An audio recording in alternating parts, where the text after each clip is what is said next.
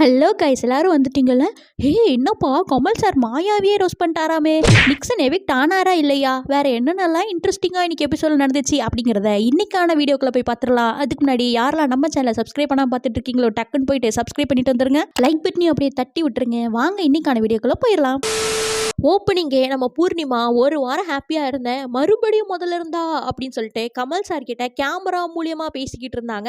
அடுத்ததாக நம்ம ஆண்டவர் ஷாருக் கானோட சட்டையை சண்டை போட்டு வாங்கிட்டு வந்துட்டு டெக்னாலஜி இம்ப்ரூவ்மெண்ட் பற்றி பேசிக்கிட்டு இருந்தாரு. அறிவியல் வளர்ச்சி பற்றி பேசுகிறாரு அப்படிலாம் நீங்கள் நினைக்க வேண்டாம். அப்போ கூட நம்மளாம் ஹியூமன் வேஸ்ட்டை ஹியூமனே எடுக்கிற நிலமையில இருக்கோம் அப்படின்னு அரசியல் தான் பேசிக்கிட்டு இருந்தாரு. இது முடிச்சதுக்கு அப்புறமா அகம் டிவி வழியே அகத்துக்குள்ளே போயிட்டு எல்லாரும் சிரிங்க பார்ப்போம், ஏன் பூர்ணிமா உங்களுக்கு சிரிப்பு வராதா அப்படின்னு சொல்லி அந்த பிள்ளைய சிரிக்க வச்சாரு. இதுவே அர்ச்சனாவோ வேற யாரோ அழுதுருந்தா சிரிக்க வச்சிருப்பாரா என்ன? கேட்டால் ஃபேவரட்டிசம் இல்லை, எனக்கு யாரும் ஃபேவரட் இல்லைன்னு பாரு. சரி விடுங்க, இந்த ஷோக்காக தன்னை மாற்றிக்கிட்டாங்க, பட் மனம் மாறவே இல்லை அப்படின்னு நீங்கள் யார் யாரெல்லாம் நினைக்கிறீங்க, ஏன் நினைக்கிறீங்கன்னு ஒவ்வொருத்தவங்களாம் சொல்லுங்கள் அப்படின்னு எல்லாரும் எழுப்பி விட்டாங்க. மேக்ஸிமம் எல்லாரும் நம்ம மாயாவை தான் சொன்னாங்க. நான் அங்கே இருந்திருந்தேன் அப்படின்னா கமல் சார் தான் சொல்லியிருப்பேன், அதனால தான் நான் அங்கே இல்லை போல இருக்கு. இதில் ஹைலைட்டே நம்ம மாயா அர்ச்சனாவை சொன்னது தான். அவங்க திடீர்னு சமைக்க தெரியுங்கிறாங்க, தெரிலங்கிறாங்க, எனக்கு இவங்க கேமரா முன்னாடி நடிக்கிறாங்களோ அப்படின்னு தோணுது சார் அப்படின்னு சொல்ல கமல் சார் அர்ச்சனா சமைக்க தெரியுமா தெரியாதா அப்படின்னு கேட்க தெரியும் சார் அப்படின்னு சொன்னதும் அவங்களுக்கு தெரியுமா அப்படின்னு சொல்லி கமல் சார் சொன்னாங்க. சார் இதுதான் சார் அவங்க கேமரா முன்னாடி ஆக்ட் விடுறாங்க அப்படின்னு சொல்லி உட்காந்துட்டாங்க. இதோட பெரிய காமெடியாக நம்ம விச்சுமம் எந்திரிச்சு யாரும் சொல்கிறதுனே தெரிலன்னு எல்லார் பேரையும் சொல்லி விட்டாங்க. உடனே நம்ம கமல் சார் சர்க்காஸ்டிக்கா அவங்களை கலாய்ச்சி விட எல்லாரும் கைத்தட்டி கொண்டாட ஆரம்பிச்சிட்டாங்களா பார்த்துக்கங்களேன். எல்லா சொன்னதையும் கேட்டுட்டு குணம் மாறினாலும் மனம் மாறாதது தப்பு கிடையாது, இது இன்சல்ட்டா நீங்க எடுத்துக்காதீங்க, இங்கே உங்களுக்கு மட்டும் இதை சொல்லலை ஆடியன்ஸ்க்கும் தான் சொல்றேன் அப்படின்னு நம்ம அவரை கலாய்க்கிறதுக்கெல்லாம் பதில் அட்டாக் கொடுத்துட்டு இந்த சீசன் முடிஞ்சதுக்கு அப்புறமா அவங்க யார்கிட்ட சாரி சொல்றது அப்படின்னு யோசிச்சு பார்த்து ஃபீல் பண்ணுவாங்க அப்படின்னு நம்மள்ட்ட சொன்னாரு. அதுக்கப்புறமா ஒரு சிறிய இடைவேளை அப்படின்னு பிரேக் விட்டு கிளம்பிட்டாரு. பிரேக்ல நம்ம விஷ்ணு பூர்ணிமாவை லவ் பண்றதுக்காக பிட்டு பிட்டா போட்டுக்கிட்டு இருந்தாரு. அதுக்கப்புறமா ஆண்டவர் மணியோட கேப்டன்ஸை பற்றி எல்லாரும் சொல்லுங்க அப்படின்னு சொல்ல மேக்ஸிமம் எல்லாருமே பாசிட்டிவாக தான் சொன்னாங்க. நம்ம ரவினா எந்திரிச்சு அவர் நல்லா பண்ணாரு அப்படின்னு சொன்னதுமே நீங்கள் வேற என்ன சொல்ல போறீங்க, உட்காருங்க அப்படின்னு சொல்லி உட்கார வச்சுட்டாங்க.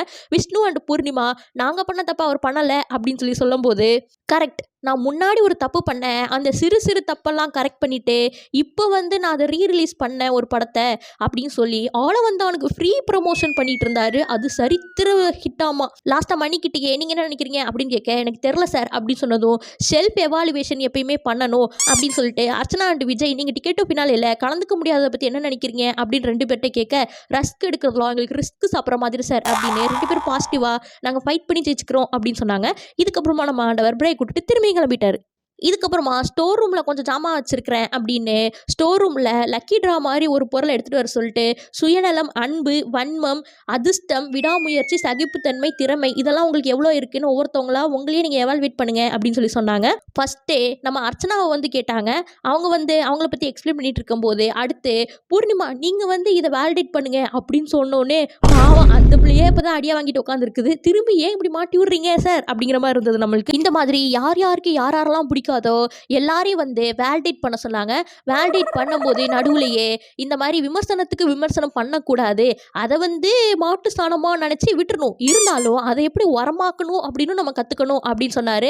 இந்த டாஸ்க் நடக்கும் போதே 2 தடவை பேக் விட்டு கிளம்பிட்டாரு. இன்னைக்கு எபிசோட்லயே இதோட 2வது தடவை ஆடியன்ஸை தாக்கினார் கமல் சார் அப்படின்னு தான் நம்ம சொல்லணும். அடுத்ததாக ஆண்டவர் ரூல் பிரேக் பத்தி பேசிட்டு இருந்தாரு. நாமினேஷனை பத்தி டிஸ்கஸ் பண்ணக்கூடாதுன்னு எத்தனை தடவை சொன்னாலும் ஏன் உங்களுக்கு புரிய மாட்டேங்குது, தினேஷ், விஷ்ணு, மாயா அப்படின்னு சொல்லிட்டு அவங்க பேசின எல்லாத்தையும் போட்டு எல்லாரும் முன்னாடியும் உடச்சிட்டாரு. அந்த விவி மேட்ரு, பிஎம் எவிக் பண்ணணும், கரப்பாம்பூச்சி எல்லாத்தையும் சொல்லி விட்டாரு.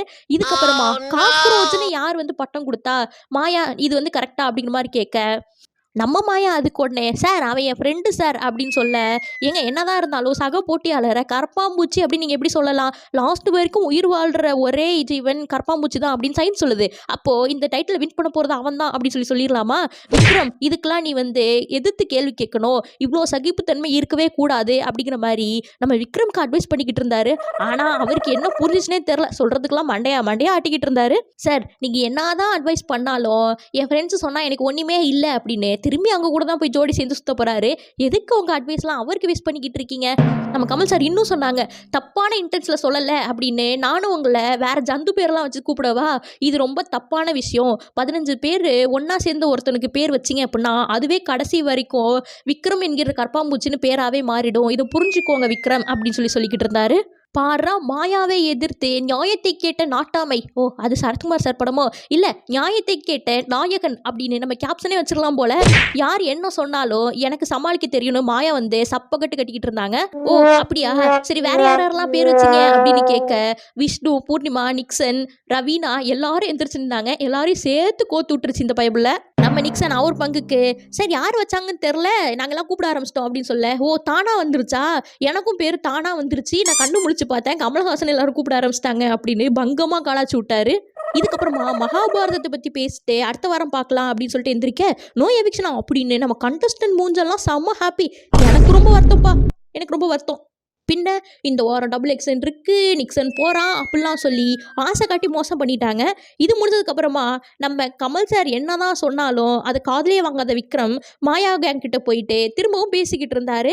அப்புறமா கமல் சார் பேசினதை வச்சு எல்லாரும் கேங்காக பேசிகிட்டு இருந்தாங்க. பேசாமல் கமல் சார் சொன்ன மாதிரி இந்த விக்ரமுக்கு கரப்பாம்பூச்சின்னு பேர் வச்சிருக்கக்கூடாதுப்பா, பூம் பூம் மாடுன்னு பேர் வச்சிருக்கணும். மாயா கேங் என்ன சொன்னாலும் அப்படியே மண்டையாட்டுறாரு. அவ்வளோதாங்க இன்னைக்கான பிக் பாஸ். இந்த வீக்கெண்ட் பற்றி நீங்கள் என்ன நினைக்கிறீங்க அப்படிங்கிறத மறக்காமல் கீழே கமெண்ட் பண்ணிவிடுங்க. இந்த வீடியோ பிடிச்சிருந்துச்சுன்னா லைக் பண்ணி சப்ஸ்கிரைப் பண்ணிவிடுங்க. Thank you, tata, bye by.